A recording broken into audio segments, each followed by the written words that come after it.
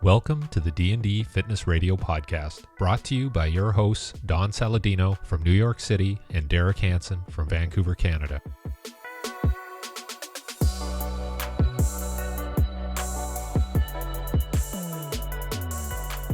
This is my friend Shane. We're not allowed to say his last name.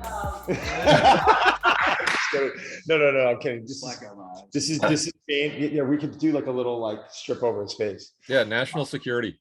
National security. So Shane, God, I mean, Shane's been a friend. No, I'm not allowed to talk about you, right? You're not talking about me. Okay. Dr. G and Shane are 7, married. 8 years now. 7. I've known you for what? 8 years at least, which means I've known you for 5. Can Shane get in a little closer so we pick him up audibly a little more? I don't think he wants to be. No, I know, but it could look more intimate. Here, I'm moving over. Cool. There we go. There we go. Perfect. So I met Shane because he's married to Dr. G, who you know very well. Shane's become a good friend. Thanks for coming out today, by the way. Yeah. Nice Came to see the barn, and Dr. G and I shot some content. I think Shane's very fascinating to me because he's a very multifaceted human being. I mean, he's gone through SEAL training, right? Yeah. Navy SEAL training, and he's becoming a urologist. Yeah. Pretty much in a nutshell. So he's got this military backing. He's super intelligent, way smarter than I'll ever be. So, to me, I think that's cool. And I think it's incredible from the whole SEAL training standpoint. So I think today I wanted to have a conversation, maybe go in some different directions. I know, Derek, you had some questions also, right? About maybe specific things with training, but also what's going on in our world today. I think there's I'm trying to stay up to speed on what's going on. And for me, I gotta be honest, I still, it's tough for me to understand. And a lot of people out there don't necessarily understand what the hell is happening right now, right? Because it's so bizarre. And I really wanted to get someone's perspective who, is probably really in tune with that. Yeah. So, I think, basically the consensus is, it kind of goes back. You can probably look into some videos to check more about it, but essentially all of these countries used to be part of what was the USSR, which eventually kind of fell apart with the wall that came down, and these countries became independent nations. And a lot of these countries were staying affiliated with Russia and the USSR at the time, and had opportunities to join the EU and NATO. And Ukraine specifically had an opportunity at the time, and then their leader actually went against joining NATO when they had the opportunity, and sided with Russia, USSR affiliated country. And actually, the whole country was in uproar about it, and there were a lot of the country itself, Ukraine at the time, the leadership was not a popular opinion to do so, and he gave a lot of pushback to the people. I think some people got hurt in that whole ordeal, but there's a lot of rioting and protesting about it. And so, ultimately there's been leadership change over the years, and they've been trying to join for a while, but it's kind of a process. So that's kind of how that started. And for many years, from what I understand, I wouldn't say I'm a international political expert, but Putin, I think for about 20 years has been saying that he wants to rebuild the USSR in these countries in this alliance. And he's been saying it. I think, unfortunately, we don't take people at their face value for what they say. I think a good example was Iran, for example. Part of the reason we wanted to stop their nuclear development were saying that they were blatantly going to use a nuke on Israel, and the prime minister was very upset about it, and that there was a lot of conversations about that, and they took him at the face value, and I'm very adamant about not letting them. And I think for many years he's been saying he's going to do this, and they took over Crimea, which is positioned just south of Ukraine, and they've been positioning troops around the border of Ukraine for over a year, and we've been watching it happen while they're just saying they're not going to do anything, but they've been positioning this. And they took over a country which is in the perfect position to just flank from beneath to invade this country. And in the meantime, they built their economy through China, because I think that they planned probably on getting sanctioned. And the sanctions were not able to affect them as much as they would if they were relying on a different economy. And all during the while, we closed the Keystone pipeline in our country and allowed Russia to build their pipeline and make Europe dependent on their oil. And then they chose to attack during the winter when Germany and these other countries needed that oil to power and heat and have these necessities. And so it's really caused, everything's been done very specifically in certain ways and specific steps and building up to this. And I think the writing's been on the wall for a while. Did we actually, did any of us think that he was going to go through with this, meaning Putin? I mean, you said it earlier, he was kind of setting up this infrastructure in a way to be able to go in and, reestablish, what would you say, reestablish the USSR, rebuild the USSR? I mean, was that something that he was kind of talking and everyone around, all the other countries are like, yeah. I mean, he's a lunatic, right? I mean, technically you would categorize him as that, correct? I mean, I think that, this is more his war than the people's war. I think that the people, it's not a very popular opinion, especially as this war is unfolding and people are dying, especially losing their own soldiers from that country. But they control the media, they control, they're able to finance police to control these riots. And I think part of the reason they're trying to cripple, Putin's regime financially is, one of the reasons is to make it so he can't afford to do things like that. And I think there was probably a little bit of disbelief that he would go through with it. But, they've been positioning troops around this country for a year, and they did take Crimea. So I think there was always, the thought in the back of people's minds that he would go through with it because he did take that over. Mm-hmm. Mm-hmm. So, yeah. See? Yeah. I mean, I'm watching this and I'm going, what does he only have the option to go forward and go through with this because he just doesn't want to back down on any level? And there's no, like, everybody's talking about off ramps for him, but how is this going to end? Because you're just watching the escalation of, okay, attack military installations, and then now just bombing everything, civilians, hey, we have an escape corridor, and then they start bombing that corridor. It just seems like, everybody thinks he's mentally unstable, but he has nowhere to go but keep crushing the country. What do you see? I think there's a lot of rumors going around. Like, some people rumor that he's got a terminal ill diagnosis. There's a lot of different rumors going around with him. Like excessively paranoid about COVID, doesn't let anyone around him. They've definitely put a significant amount of their active duty in the country. Some people say up to 70%. And I think that he sold the Russian military on that. They're going to go in, they're liberating these people. The people don't want the Ukrainian regime. They're neo-Nazis. The president's Jewish, and that the Ukrainians are going to be open arms and grateful. And that's just not really what, the Ukrainians are a free nation and they wanted to be kept that way. And so I think it didn't go as planned, and there's been a lot of Russian casualties, and, there's a lot of, Russia really denies a lot of the things that are happening. Like, there was recently a women and children's hospital that got an airstrike, and they say it was a hoax. So there's a lot. What do you mean by that? What do they mean? They say it was a hoax, like it didn't happen? They say it didn't happen, or they say it's all theatrics. There's a lot of propaganda. There's a lot of media being controlled. To pretty much paint a picture that maybe it didn't really happen. So did it happen? Yeah, they said they were actors pretending to be injured. They claim there's a lot of actors and propaganda on the Ukrainian side. They're controlling the media, so it's very difficult. And so, they're trying to work around that. I think, what is the future? I think that, Ukraine's asking for a no-fly zone. They're trying to prevent these airstrikes to have a fighting chance because, Russia's continuing to advance to the capital, Kyiv, which they're trying to get. And, they're trying to take down bridges to help prevent the tanks getting in and different things. And they're great, they're great military in Ukraine, and they're fighting well. And I think they're trying to do more sanctions. And I think it's affecting, the whole global economy. A lot of people rely on Ukraine for wheat, like Egypt, I think supplies 70-80% of wheat in the world, and they rely on Ukraine for that. And so there's going to be consequences of that. And then,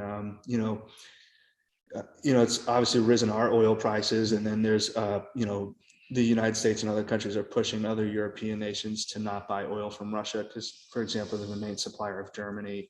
And so, in a hope that they can cripple them financially to not be able to continue the war. And then also, if the people have this dissent against what's going on, he's able to double down and pay these, the police to stop these riots and stop these people from uprising.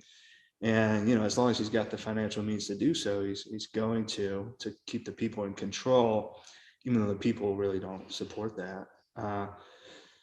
Yeah. How do I guess all the countries that are involved in NATO, with NATO, right? Because did you say Russia's still not involved with NATO? I thought that they were. They're not part of. They're not part of NATO.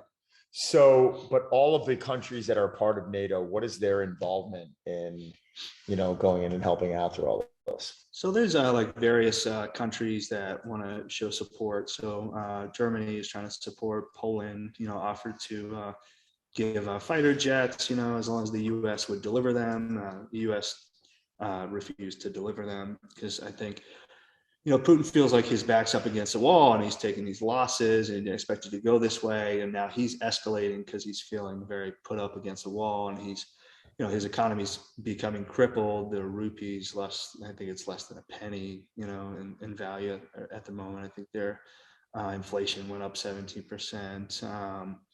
So they're getting hit very hard. And so it's going to probably continue worse. And I think that, they're saying obviously adamantly they're putting troops up against the NATO countries on those borders and saying, if you attack NATO, then that's different. You would escalate everyone in NATO to be involved.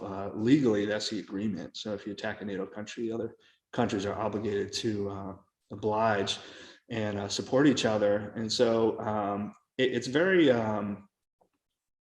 tough situation probably for NATO to get involved, because then but it's a tough situation to do nothing at the same time. So try to support them with food, aid work. Some countries are providing weapons, anti-air missiles, RPGs, different things. Yeah. How does that work in terms of, okay, obviously there's this balancing act in terms of how you support them. You don't want to send your own troops. The planes would go in so that their Air Force could use them. But how do you get stuff across the border in a way that doesn't seem to be threatening? Like you're getting all of these, I guess, defensive weapons across, and that doesn't seem to be creating too much of a problem. But if those planes go in, then it's obvious you've given them these offensive weapons, these planes. How do they do that balancing act? Well, that I'm not sure. I mean, it is public knowledge they've been giving them different weapons and supporting them, and also putting on these sanctions. And President of Russia is obviously very upset about that.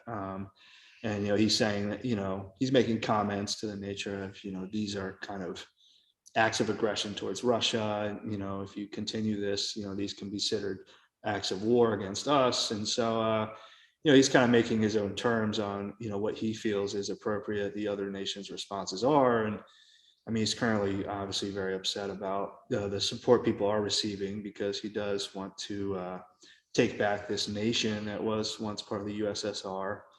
And so, yeah, I mean, he doesn't appreciate the support. So I think currently the level of support we're giving right now, even with minimal involvement, is considered too much to him. Right. Now, that was my next question do you believe our levels of support is where it should be? Do you think it should be increased? Like, are we supposed to come in and help the situation out? Or is that, I mean, and I know that's an opinion. I mean, there's different ways of looking at it. Like, if we send soldiers in to assist, like, so American soldiers are going to lose their lives now, which I never want to see happen. Right. Like but what is the right thing to do? I mean, so like currently Ukraine, they actually gave AKs and weapons to any citizen that was willing to fight. And so they armed many of the citizens, which was also unexpected. I think in the beginning, I don't have the exact numbers now, but in the first few days, I think they lost upwards of 3,000 to 4,500 soldiers. And they lost 15,000 in the whole time Russia was fighting in Afghanistan. And that was, very long time. So, they're really taking heavy casualties in just a certain amount of days. Ukrainians are great fighters. They're fighting in their homeland. And yeah, they've also opened it up to anyone from any country that wants to come fight, can fight. So, there's people from other nations coming. There's people from America that have gone there, and that's not under the endorsement of any government, but those are like personal decisions of the citizens. I don't know if I really have the experience or right to say what people should do, Right. but I think, I guess my personal opinion is, I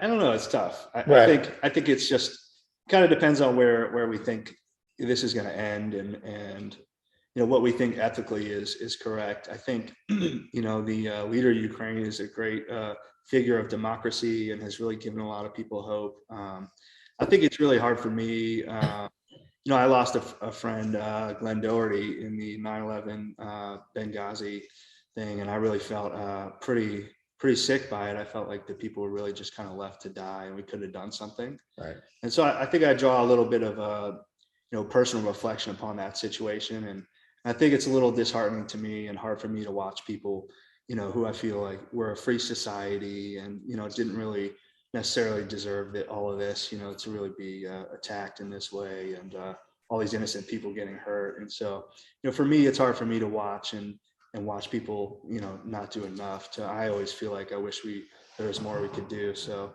just kind of reflecting on my own previous experiences with that, it's a little hard for me to watch. No, I understand. It's really, I mean, the question I asked is it's a very difficult question to answer, right? Because listen, I'm not a soldier, I'm not in the military, and but on the other hand, you sit here, Derek, and you watch innocent people losing their lives, and you're like, this just sucks. Like, I'm sorry, this is just a terrible thing as a human being, whether that was a hoax or not. If they did bomb a women and children's hospital, like that to me is one of the most horrifying things like you can ever imagine, right? And that to me, it gets me emotional. It gets me really angry also. So that's why I'm probably the wrong person to ask, right? Yeah, there's actually been a lot of kids that have lost their life. It's like hard to see. There's millions of people who have been displaced. There's millions of people who have left the country. I mean, the country is destroyed, economically, physically.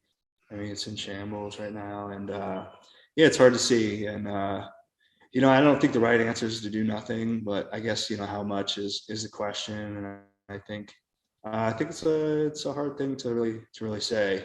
Don and I had some questions last week. We were talking with each other about this idea of training, and you're probably the best person to ask.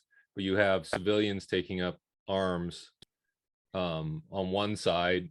You have what's described as Ukrainian army is well trained and tough, and then you have the conscripts maybe on the other side, on the Russian side, who are less experienced. You see all these, I guess what people are pointing out to be these missteps on the Russian side.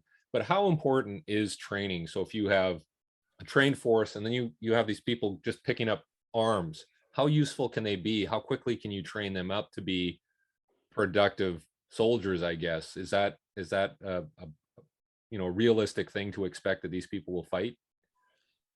Yeah, I mean, they are fighting, and I do think it does provide value. And I think, the Ukrainian military, they do have very good soldiers.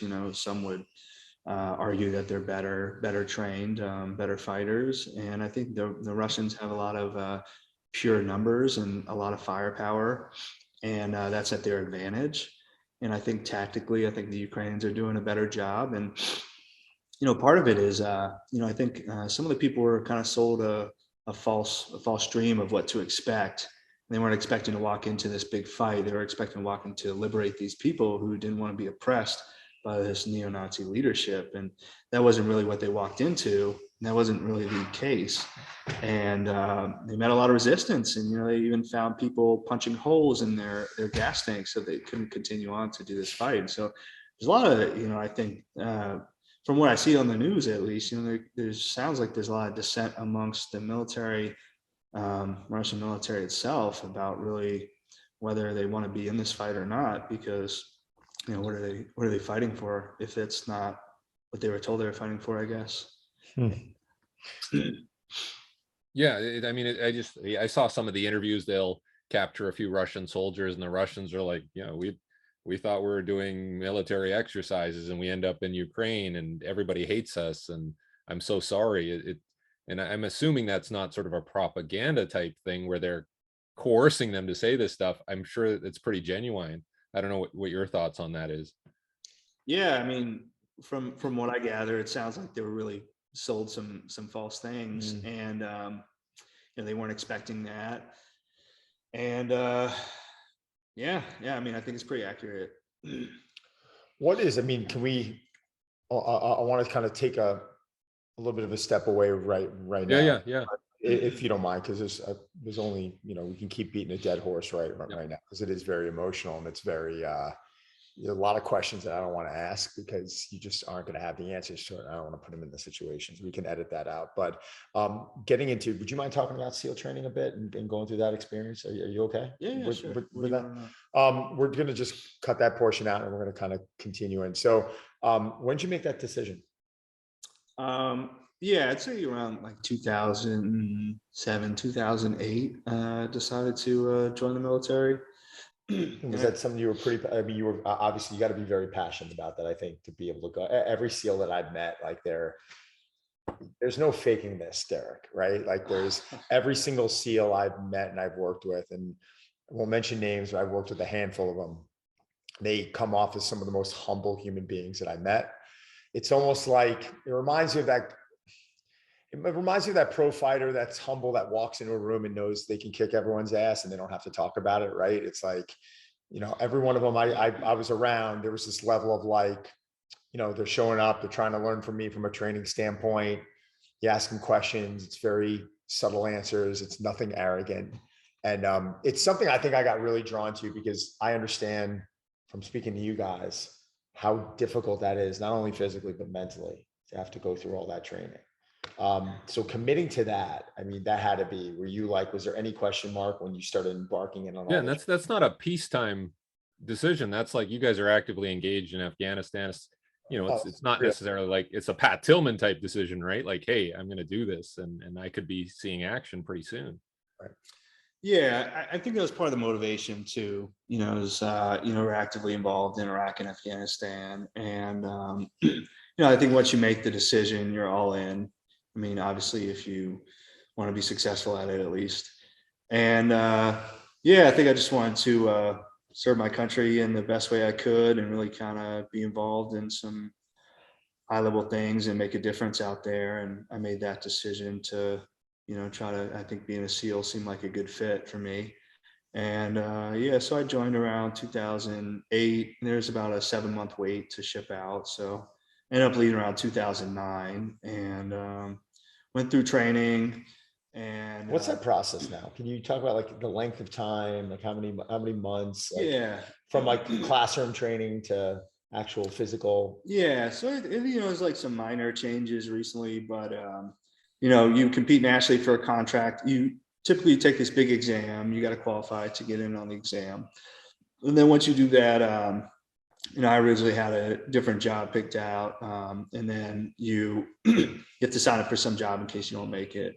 And then you do a physical test, and you got to compete nationally, you get a contract, and you can go straight to training. And so then you go to boot camp, do about 3 workouts a day at boot camp. I think most people do about 1. So it's about 3 times the norm of boot camp. And we were just grouped up with only special operations guys, SEAL, spoke guys, EOD, people who were, contracted to go. Then we did something that was called pre-BUDS. BUDS is basic underwater demolition SEAL training. And they were trying to increase the number of SEALs without changing the standards. So they tried a preparatory course to try to get you some good physical training. So we had some Olympic swimming coaches, some college running coaches, and did a lot of workouts, did, like 2-a-days for 8 weeks, just outside Chicago. Good times. And then we showed up to BUDS in December, and I think we had, I think probably if you count all the people starting at boot camp, it's probably like 500 slated, and pre-BUDS around 350. And then I think they said they were going to take 250. They took the top scores, and we got to BUDS in December. We had to wait to class up until probably February or January. So they beat us for free for a couple months. More people quit. And then they said, they're going to take the top 168 scores. And so you got to be able to perform too. You can't just not quit. So, top performers, top 168. And then we did, it's broken down into phases, induct, which is probably about a month. And then you do first phase, which is probably what you're used to seeing on TV. And then we do second phase, diving phase, and the third phase, land warfare phase. So we did like induct for 4 weeks, and then we did first phase. And then our fourth week is hell week, which is about 6 days and no sleep. You get an hour and a half nap on the third and fourth night. And you're constantly getting beat, and it's, winter time. So our hell week was 40 degrees, windy, rain for 2 days. You're constantly in the water. I think really the cold water is more of a test and really makes people quit more than anything else. So we probably got down to hell week. We started with 110 by the fourth week. We lost probably a good chunk of our class. And then we finished with 55, and my buddy finished with a broken hip. And about, so, guys that get injured, I mean, some guys, generally get really hurt and rolled out, or get pulmonary edema and can't continue. But, you could push through, if you want to. You don't really tell anybody. And so then, 10 injuries later, we continued on with 45 guys, and we got rewarded with doing like a 4-mile time run 3 days later with our hands this puffy and feet this big, and, we were totally broken. Or, I could hear my feet crunch, and I mean, you're running around. I think the first night we run a marathon worth of running overnight with the boats on our heads that weigh 350 pounds between the 5-6 of us, and always in the water, always getting beat. I got in trouble because I got caught with like a Nike white shirt instead of a cotton white shirt. And, everyone got to chill on the third day. I just kept getting hammered. So I got a little extra love during my class for that. And then, I think, then we did our diving phase. And we did our land warfare phase, start doing more shooting and demolitions. And we ended up graduating about 45 guys. Out of the 500. And then we finished with about 13 that were originals. So like around 32 guys were reinserts from other classes. Like they got injured or they failed a test and they got a second chance. And then we do another 7 months of training. It's all technical skills like clearing rooms, doing land warfare, more technical diving, tactics, different types of like job specific training. And so that's about 7 months. Then you finish your SEAL training, you can get pinned with your SEAL pin. Then you're a new guy, and all the training you really did is very at the surface. And I think the training at the team is much harder. I did a year of medical training. So to become a combat medic, because everyone's got a specialty, you're a sniper, a breacher, medic, and and you're always a SEAL first, whatever you're doing, and then whatever you specialize in, you'll do that as well, kind of as your secondary skill. A lot of other units like Rangers, Green Berets, it kind of suck into only that skill, where it's kind of like you can have multiple skills, or it's kind of your side job. SEAL first, someone gets hurt, and then you step in as a medic, but you'd be a SEAL. So everything I learned for the first time for like a month, I did medic training for a year and then forgot it all. And then I showed up to my team and had to relearn it all real fast. That was super hard for me. Definitely so high learning curve. And then you do about a year and a half of training to deploy. We deploy like 6-7 months usually. When I was there, at least things have probably changed. But so it took me almost 4.5 years until I stepped foot in Afghanistan. Wow. From of training. And so you have guys from the Army that are 8 weeks, they're pumped, they're overseas, and so I felt very fortunate to have a lot of training. But I think we always lose a couple guys at the team, even because the training's so hard, who are already went through all the SEAL training, and then they don't let them stay in the SEAL platoon because they feel like they're unsafe for different things. And I always thought it was very hard. I mean, it was always hard for me. The training was very challenging. Right. So I found it much harder than anything else I ever did. It's just very technical. Everything's live fire. There's a lot going on. It's just very difficult. So, it's very humbling, especially I felt it very humbling, very challenging. And then I did two platoons. I did they first sent me to South America for like a month, and then Europe for a couple months, and Afghanistan for about a little over 4 months, and then trained for another year and a half, went to Horn of Africa for 6-7 months, and then on my way out, I at some point decided I wanted to be a physician. When I was in Afghanistan, I was supposed to push out. We would live in these villages for our whole deployment, just really way out there, gather on intel, do missions, and I was also a medic. So you spent a lot of time in the hospitals, training for trauma, different things. And one of the roads, there's only one road, it kept getting blown up by these 300-pound IEDs, and so I got to volunteer at a surgical team where all the wounded soldiers would go when I was in Afghanistan, and local military. And it was very inspiring for me. And it was something I really wanted to do. And I knew at some point I wanted to do it, so it kind of, I guess it kind of took over what I wanted to do in my mind, in a sense. I really wanted to pursue that. And I couldn't think of anything better I wanted to do than to really help these people who were getting hurt serving our country. So that was I was very passionate about it. It was very inspiring to me. Do you think that moment is part of what set you up on your path in your career? Yeah, I mean, I think, at some point in training, I was in the operating room doing, in surgeries, and I definitely thought it was cool. And I said, this is cool. I really enjoyed it. It's something I'd love to do one day when I'm done doing this. But I think, when I spent time in the surgical teams in Afghanistan for a couple of weeks, really helping out and being involved in that, I think it really kind of took over in my mind what I wanted to do. And, and so then, I finished school, I was in the military, and on my way out, I spent 3 years as an instructor at the combat medic course I trained at, and finished, I would go to school at night after work. And I started medical school in 2019, and I'm wrapping up soon. Yeah. I love it. I mean, can you, the next steps, you know what I'm saying? Where are you going now? What's the big plan? What's the dream? I mean, you've already accomplished, I feel like, as a young guy, more in your lifetime than someone's going to accomplish in 10 lifetimes. I mean, I think that's, Derek and I are, for us not to say much during a podcast is actually pretty impressive, especially me. But first off, thank you for your service to our country. I think you're a remarkable person. But where are we trying to go now? What's the big dream here? Yeah, I'm interested in doing, I always wanted to do trauma surgery in the military and the wars, and, serve my country in that way.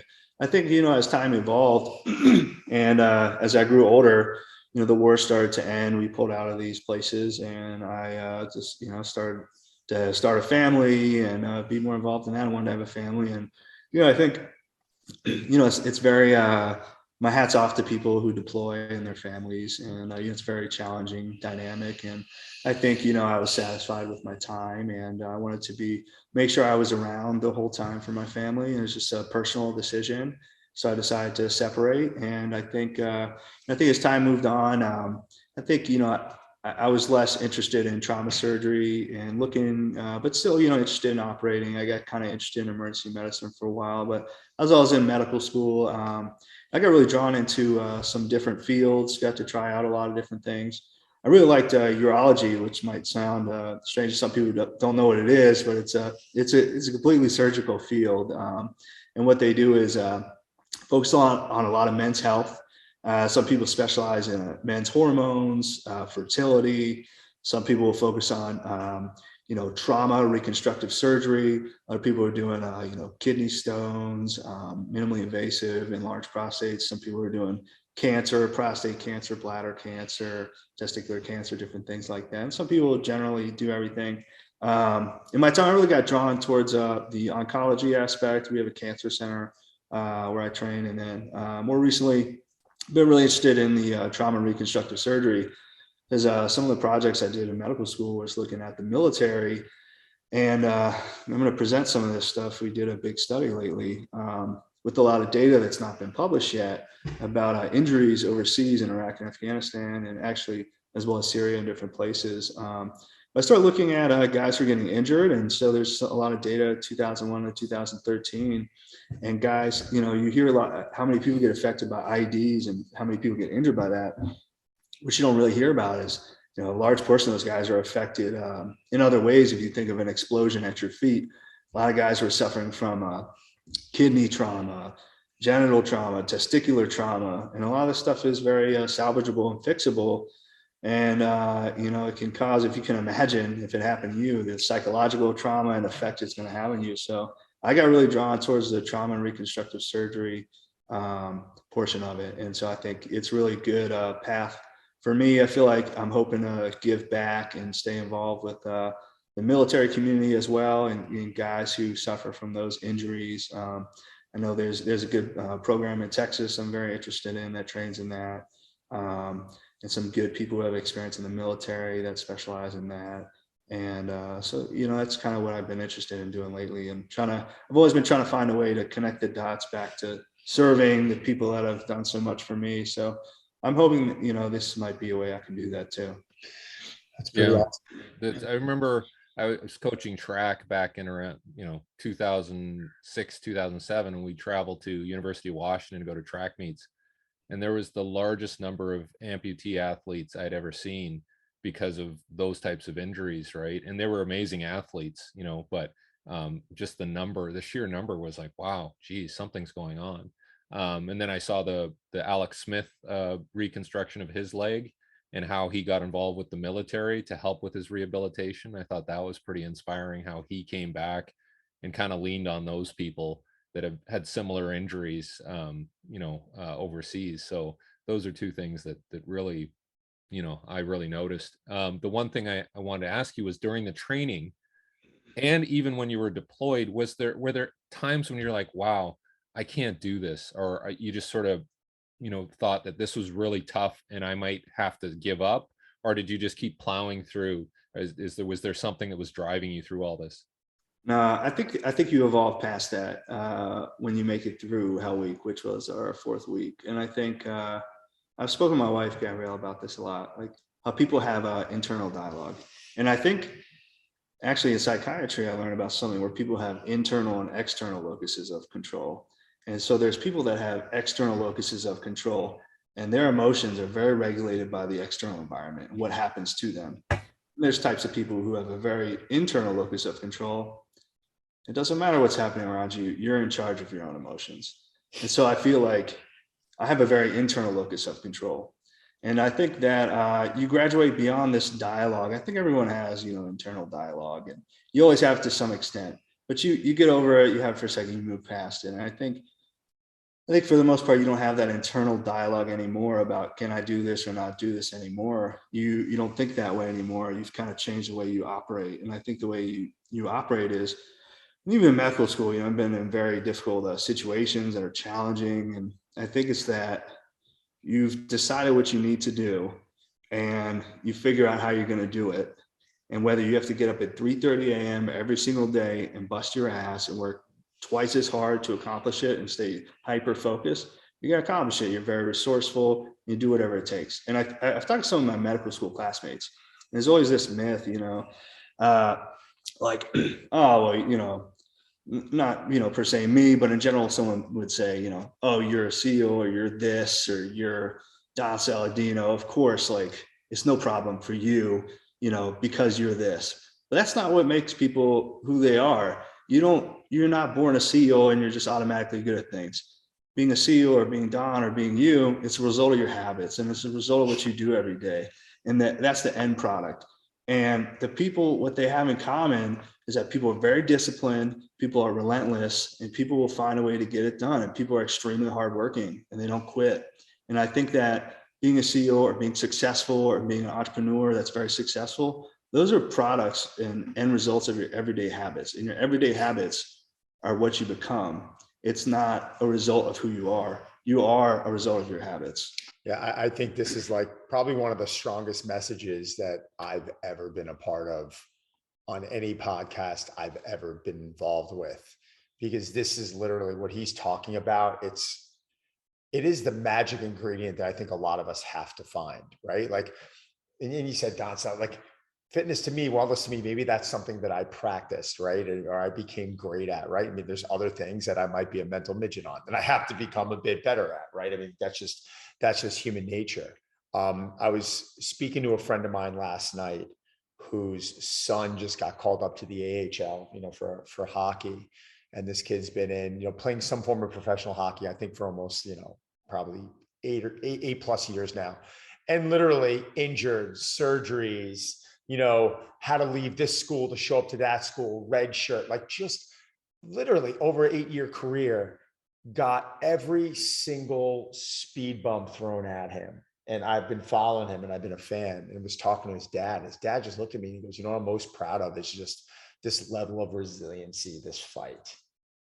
But I think that's something that was developed right over time. Maybe Shane from 2005, if you threw him into Hell Week, you know, maybe you could have done it. Maybe you weren't able to do it. Maybe it took all these years of getting, you know, of having those moments of being in cold water, of having those lonely moments. And maybe, you know, maybe anyone who tells me like, listen, I never second guessed anything I did like a lot. I would sit there when we were burning X amount of money at my club and I'm thinking, man, does it need to be this hard? Like I've been like, I hear about business and I hear about like, oh, you're going to have a few bad years.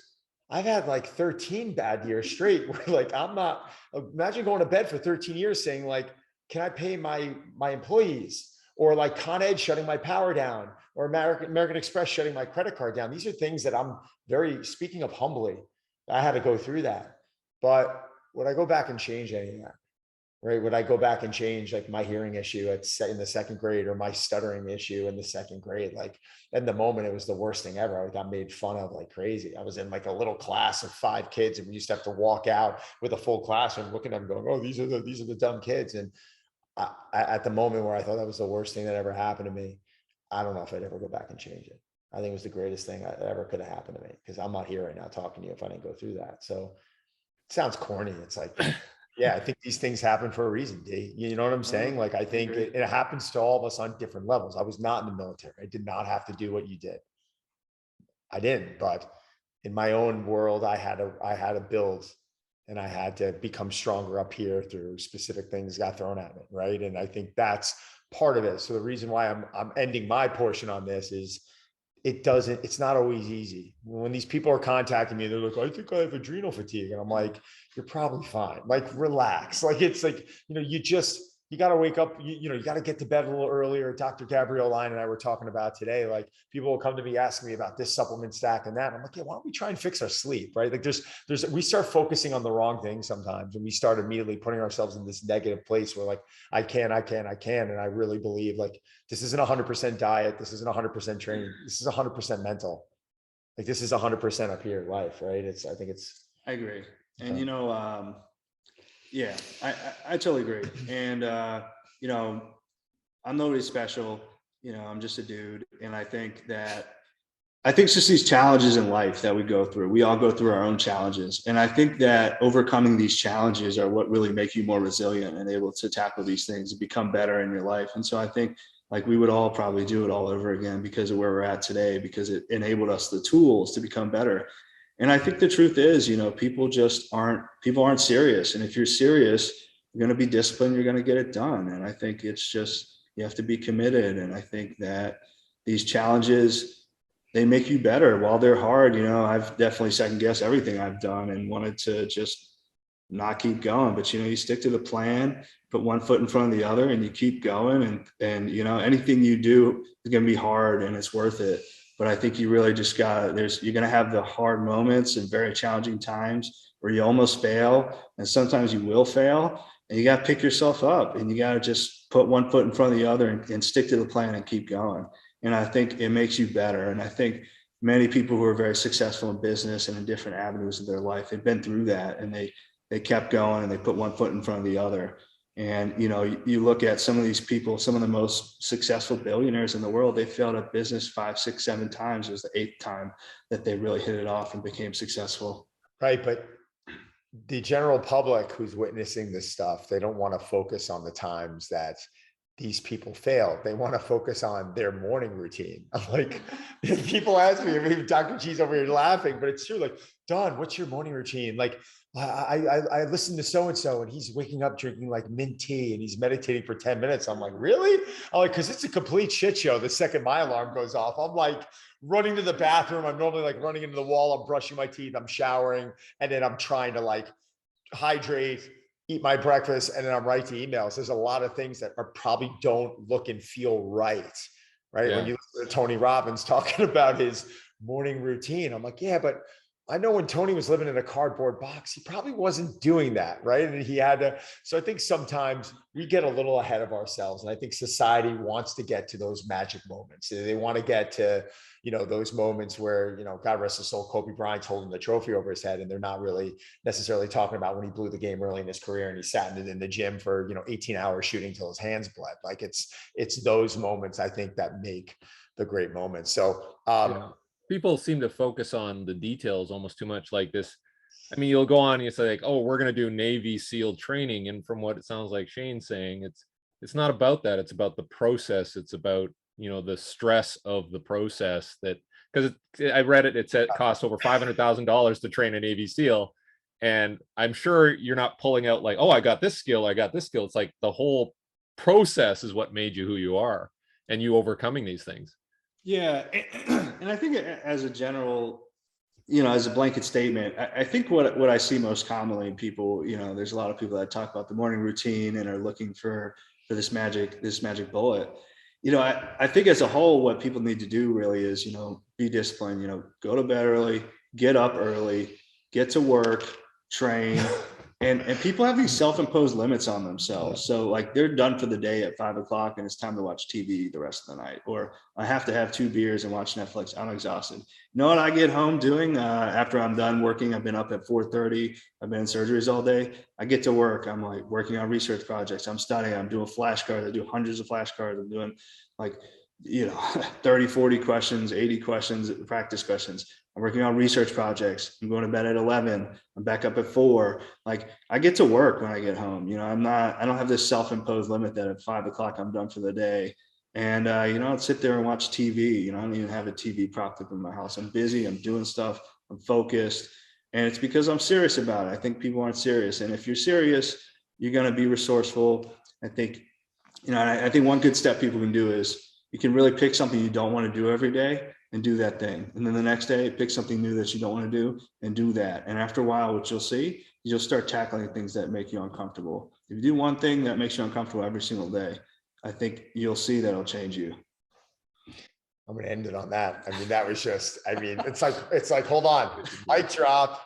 Our podcasts are done for now on. Like we don't have to shoot anything else for the next 2 years. Like that was, I think it was awesome.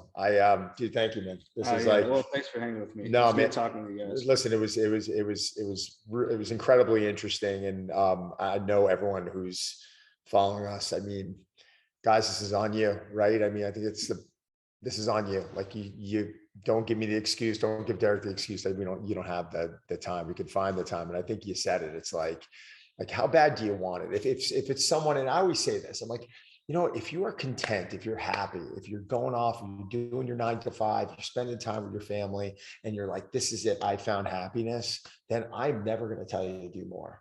You know what I'm saying? I'm like, it's fantastic.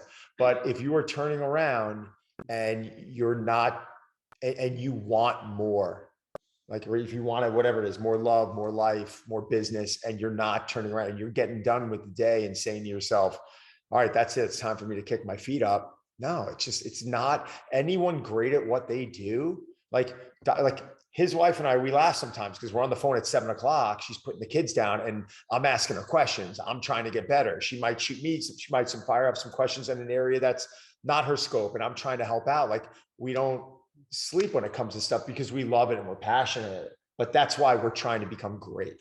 I'm not saying I'm great at it. I'm saying I'm trying to become great because what is really great. So you have that. She has that. We all have that. And I think if you're listening to this right now and you want more, then I think you got to ask yourself, are you doing everything that you can? And the answer is probably no. I'm sorry to shine. So we're going to mic drop it on that. D, thanks for your time today. Shane, honestly, man, it's been like, it's so incredible to call this guy a friend. I mean, first off, worship his wife. I think they're an incredible power couple over here, but just to consider him a friend and to get his perspective on everything, what you've done for our country, it's remarkable. So thank you. Hope everyone enjoys that episode.